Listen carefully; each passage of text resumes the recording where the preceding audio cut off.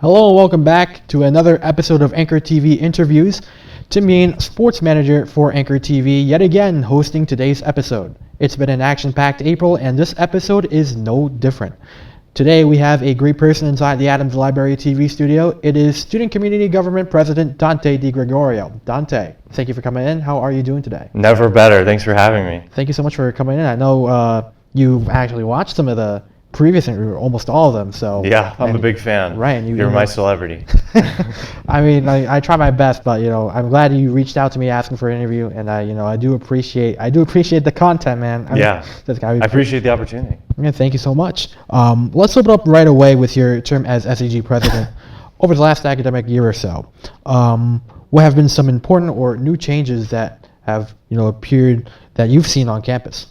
I would say the biggest one comes down to just like student life and how students have been able to interact with the campus. For example, we're going into a new year and we have the new biggest orientation team we've seen. Student government is at the biggest it's been in years since pre-COVID. Our clubs are revitalized. There's events happening everywhere. And then as it comes down to like the buildings and stuff like that, you see Donovan. There's some really good upgrades you've seen there with more lounge sitting, so people can actually study in there, and it's like a good space for people to hang out. And so I'd say a lot of quality of life updates, and there's obviously a lot more that's coming. Right, and obviously, I mean, you talk about the orientation, team members. I mean, that also shows that students are sort of, very dedicated to campus already. So that's also a good sign. Mm-hmm. Expanding on that, these last 4 years now that you've been on campus, what have been some notable growth and changes during your time as a student? I would say the most notable growth has been just like seeing how different things are. When I was here as a freshman and sophomore, things were a lot quieter. I felt like campus was kind of like desolate at times. Yeah. There wasn't a lot of events happening on the weekends. It was always just like, I was just going to class and then I would go home, and that was really it. That was all my life was for a while. So being able to see how like now, even for me, I'm on campus from like 10 to 12 a.m. almost every day, just because I want to hang out with my friends and go to events and stuff like that. So I would say that's been like the biggest change in growth that I've seen, and it's really exciting to see what comes after. It is crazy. I mean, going from like just like the commuter like lifestyle, just going into your class, get out, go right back home, do whatever you gotta do. Yeah. Now, you essentially like live here. Yeah, like not even like the. I mean, do you dorm now, or is it like a? I commute, and I still am on campus that long. So you don't even like dorm. You just like Yeah, I'm here full time. I'm basically a resident, but in the SCG office. Right. Now let's go back to the decision of Rhode Island College, right? Mm-hmm. High school senior, Smithfield High School, correct? Mm-hmm. Rhode Island College. Was there anything that stood out to you, or was it really? I know this is like sort of not to admit embarrassingly, but to myself, it's like this is literally like 20 minutes away from 20 minutes away from me. Might as well go here, right? Yeah. What was that? An actual reason, or just it's there? Yeah. So. I actually had a few good opportunities on the table for me for college, but I ended up picking Rhode Island College because I was really big into track and cross country in high school, and the coaches would always show up to my meets and check in with me and talk to me.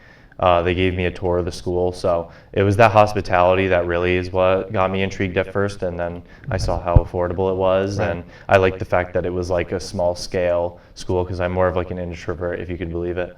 So. That's really what drew me in at first. All right. I mean, you're kind of breaking out your show a little bit, coming out here on the show. Yeah. Obviously, it's like more of a one-on-one sort of thing, but this is going to be on YouTube and everything. So, it's great to see you be on here and be on the show. And, I sort of share that same sentiment. I'm also like, I'm a big, once I'm done with everything, I go straight home and just chill in my bed for the rest of the day. Yeah. So. So on Tuesday, this past Tuesday, you talked to a crowd of, that included students, members of the Rick Foundation, state representatives, and Governor Dan McKee, arguably most importantly. You talked about balancing academics, athletics, and a home life as a freshman, and you talked about how you nearly had to drop out due to some tough financial circumstances, but the Hope Scholarship, helping you maintain you being on that course path to a 4-year degree, how was that important, in terms of being able to share your story in front of so many important people and sharing your own upbringing and story as a college student in the hopes that, this Hope Scholarship can go further, and also just displaying who you are? Yeah. Yeah, I mean, it was like really largely important for me. I also testified in the Senate Finance Committee on the Hope Scholarship, so I've been a really strong advocate of Hope Scholarship and how it keeps students here that wouldn't otherwise be able to flourish in the way even I've been able to. But to be able to give that speech in front of everyone, as I said that night, was really important to me, not just because there were so many honorable guests, but there's also a table with my friends there, and to see them be a part of that success, and as they've watched me go and rise into the person I've become today, it means a lot to me. And then also my mom was there. Yeah. If anyone's seen it, like I got pretty emotional during my speech.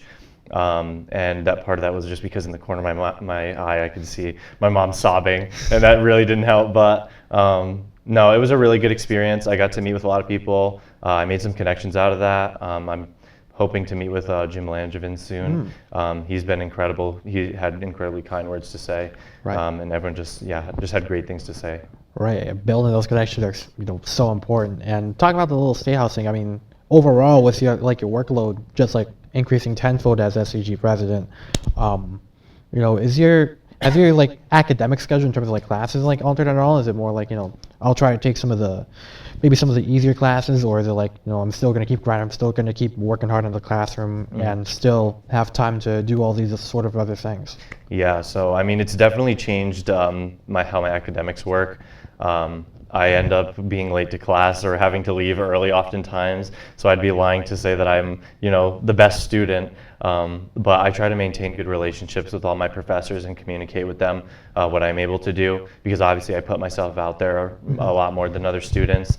Like just the other day, we did a lot of work in regards to arming of campus police.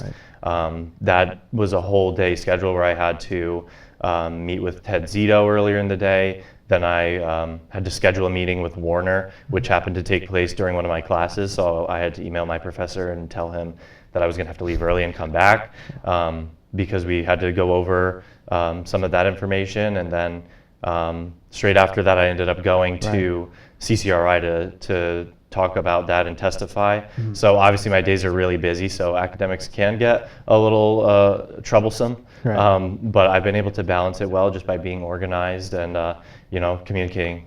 Listen, I mean, you are SCG president, so it is a pretty easy excused absence to say, I'm talking to the president. Yeah. Let me handle this class. Yeah. Try not to use it too much, though. I don't want to be a jerk. Right. You don't want to, you won't let anyone, get on the fact about you skipping classes or whatever. So, yeah, don't want that assumption, right? Yeah, that'd be bad. Talking now, more about your entry into student politics. What was the deciding factor in joining SCG, and how or why did you continue to elevate yourself to establish yourself in those positions? Then you were chief of staff last year, I believe, and now you're SCG president. Yeah.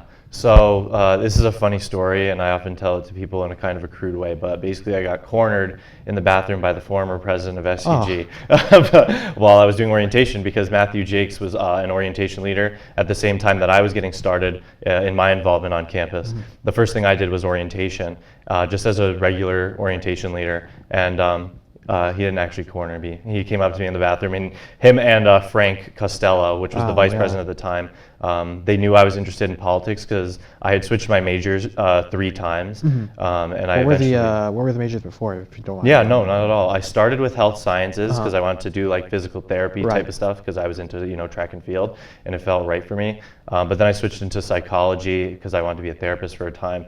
Then I got bored of those classes, so I switched into graphic design. Those classes were too difficult for me, so then just around this time I had gotten interested in politics because I had been watching documentaries, and I felt like I was left out of what was going on in the world. So I had very much made my opinions known politically on what I was interested in and what I believed, and I would debate cordially, with a lot of my friends. So they caught wind of that, and they thought, hey, this person would be pretty good for student government. So Matt came up to me, and he was like, you should be my chief of staff. And the chief of staff oversees the cabinet, which includes many roles that are underneath each e-board position. And so I was in charge of them, and I also put on the block party last year, which was a really big event. There was over, I believe, 600 students there. Oh, wow. Took place on the quad, yeah. It was pretty cool. I also planned the bingo for President Warner's inaugural event celebration. I don't know if you were there for that, but it was like one of the first times I had seen Donovan do the dinner, like Thanksgiving dinner style event on that scale. There was a lot of commuters that went to that event, so I was very proud of that. But I didn't really know anything about student government at the time. So me taking on these huge initiatives so quickly after having no involvement is really what got my name out there, and then is ultimately what made me run for president, because people just believed in me that I could work hard, and sometimes they were telling me to maybe work a little less hard. So yeah. So it really was like a big jump from the start that, transitioned right after to SCG president. So, just want to say quick little congratulations on that. Thank you. I might be like a year late to your, electoral victory, but yeah, no, I appreciate it. Yeah. I take the time to, say at least good job. Yeah. Let's go back to October, where in your State of the Student Body address, you talked about this, quote, great promise. Re-explain a little bit about what that was and how, after your term as SCG president, what was your, how you have accomplished those goals that you outlined for SCG. Yeah, so the great promise was a vision that I had for SCG even prior to becoming president, because when I joined, there was an expectation that I had around student government because I was a political science major, and it didn't meet the expectations I had. Right. It was very relaxed. People didn't really care very much. Whenever an important decision was being decided upon, people would just put their name card up and say aye and vote through anything that came up to them. And as I started to get more involved, I became more opinionated, more outspoken, and it seemed like this culture was starting to shift towards policy, debate, making sure we were actually thinking through whether or not we were doing the right thing. And so once I became president, I wanted to change this culture, and I wanted Parliament members and the e-board to all be in on this idea and vision I had of SCG. And so that's what I outlined in my speech, which was more Parliament member participation, which was something I wanted to do through shifting around some of the e-board positions. Initially, I had the idea of turning the Deputy Speaker into the Conditions Controller position, and while we didn't change the name of it, we definitely have been using it in that way. The Deputy Speaker is now used for mostly data, surveying, and we've seen really great results with that. For Campus Master Plan, which is a huge initiative we had this year that's going to revitalize campus for decades to come with the work we did this year. We got hundreds of responses from students through our Dell's Lemonade stand. We also are doing the annual survey right now, which is a survey that SCG puts on every year just to assess all the departments on campus, whether or not students are using them and how they feel about them. And so we've been pushing out all these different types of surveys all year through this position. And then I would say that one of the bigger things that we did was textbook initiative that we had, which was making sure that the college could renew their contract with Barnes & Noble, and in part of that we wanted to have textbooks covered under tuition. And right now we're still working on those conversations, but it's looking like we're going to have textbooks covered under that, and it would be an opt-out feature like health insurance is at RIC. And then, of course, as everyone on campus has probably seen, the student body election vote, that was our biggest initiative that we undertook and accomplished. Yeah, and going into that the biggest change overall, in my opinion, the opening of SCG elections to the entire campus body. How much of a collaborative effort and process was it to get these elections open to the public? It was really hard. It was a lot harder than you'd think. The culture of SCG was just so different prior to this year. And so when I had actually first brought this up to the executive council in one of our e-board meetings, I was met with the utmost resistance. I was the only person in those meetings who thought it was a good idea, and I had to fight tooth and nail to convince the other e-board members that this was the right direction to take.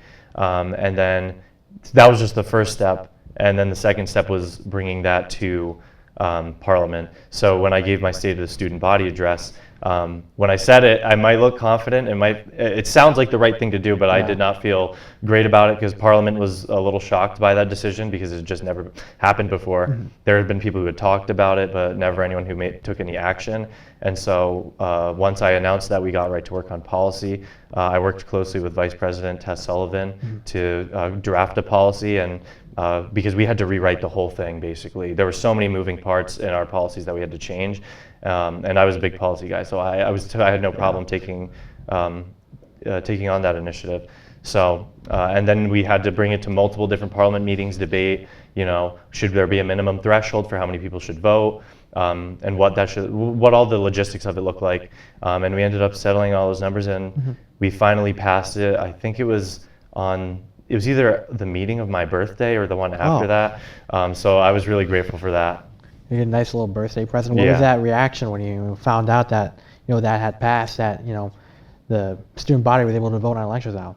It was like pretty crazy. I don't think I realized the scale of the change that I had made until the elections had started, but also because I was just receiving a lot of praise from faculty and staff and administrators, because this is something that they were shocked wasn't already the case. I had meetings with President Warner where I would tell him, oh yeah, we're opening up the vote to the student body, and he was like, who votes now? So it was really interesting. This is the way it should have always been, so I'm glad we got to at least get up to standard. Right.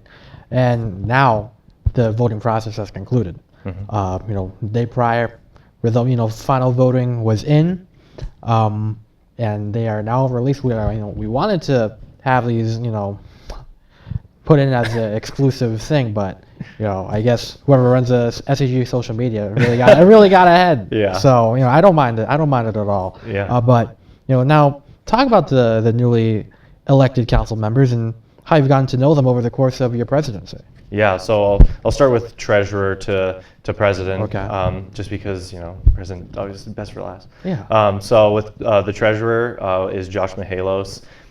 He was the only person that ran for treasurer, but he is probably the most elected person in SCG history.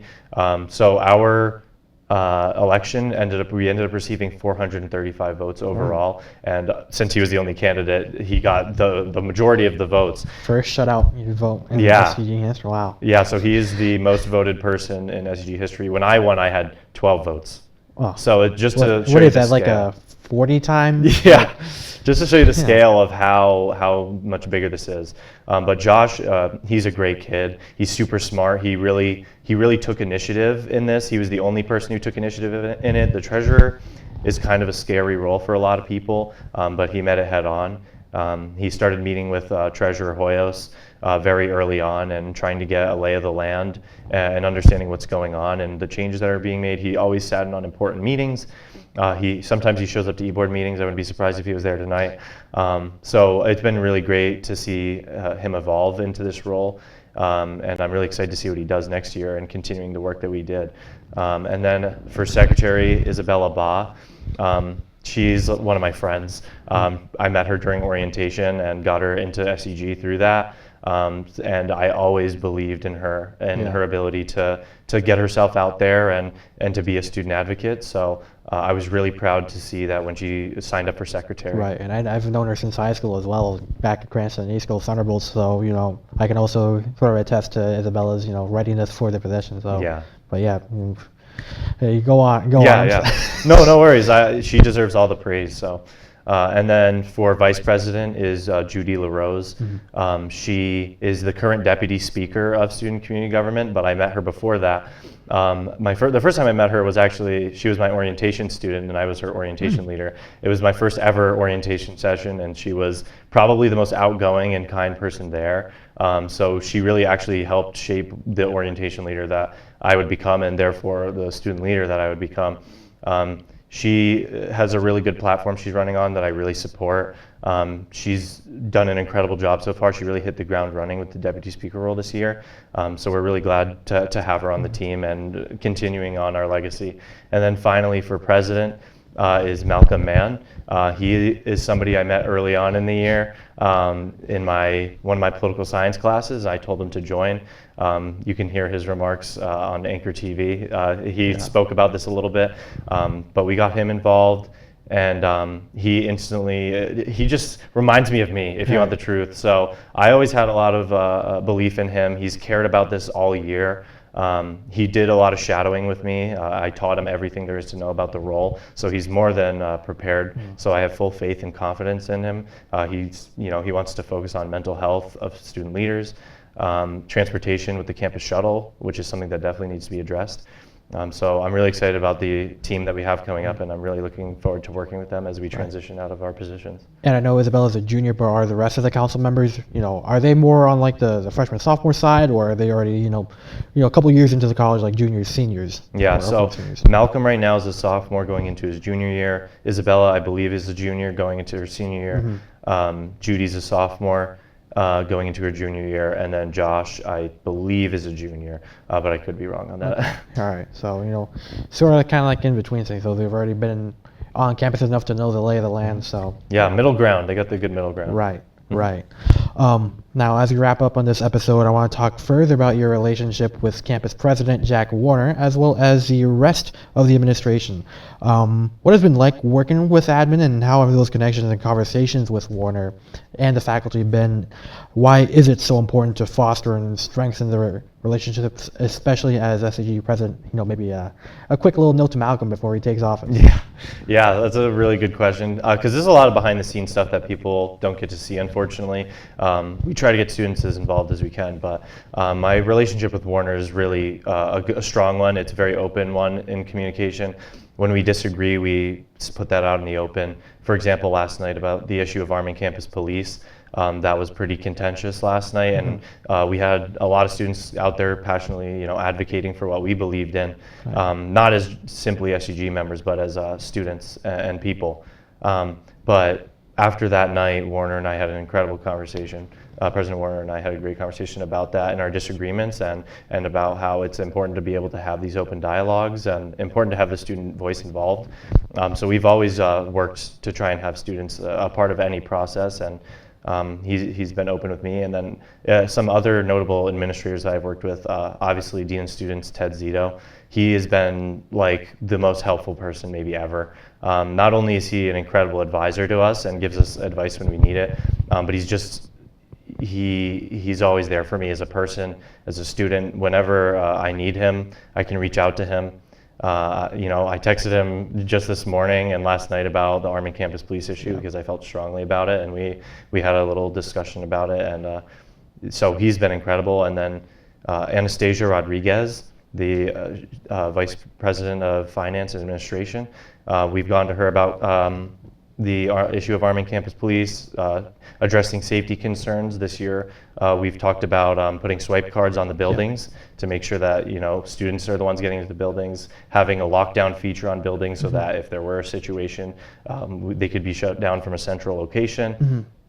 So we've made a lot of progress thanks to her, and that she was a part of the Barnes & Noble contract to cover textbooks under tuition. So she's been incredible. Also, probably one of the most honest people I've ever met. She's so funny. I recommend any student talk to her if they get the chance.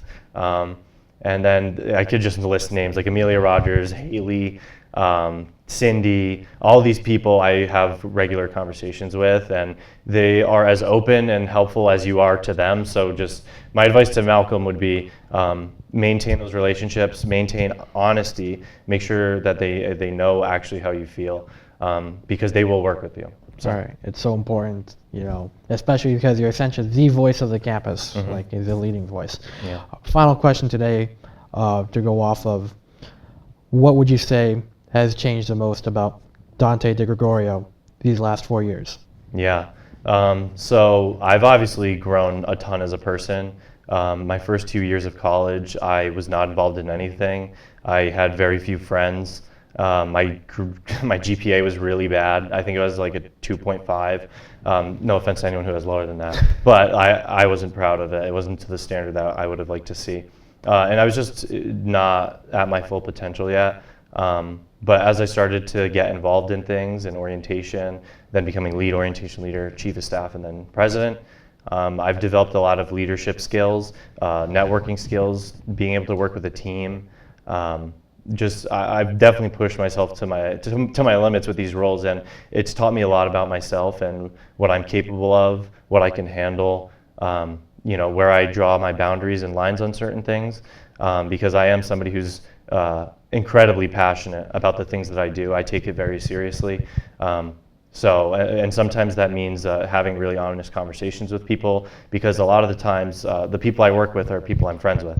And so if I make a hard decision and that emotionally affects somebody who I'm working with, then I have to address those needs, because not only do I have to work with them, but they're people I care about. Yes. So it's taught me a lot about myself, and I'm really proud of the work we've been able to do this year. All right, fantastic answer. Once again, I want to thank you so much, Dante, for coming on to the show. And, I really appreciate you taking the time and you taking the actual drive to, ask to be on this interview. So, Thank you. I appreciate it. All right, so, I probably would have asked you to never, because I have no confidence, but, whatever. It's whatever. Once again, everyone, Tim Yean here, sports manager for Anchor TV, here with SCG President Dante DiGregorio, outgoing SCG President. We'd just like to say thank you so much again for watching Anchor TV interviews, and we will see you for the next episode. Have a great afternoon, everybody.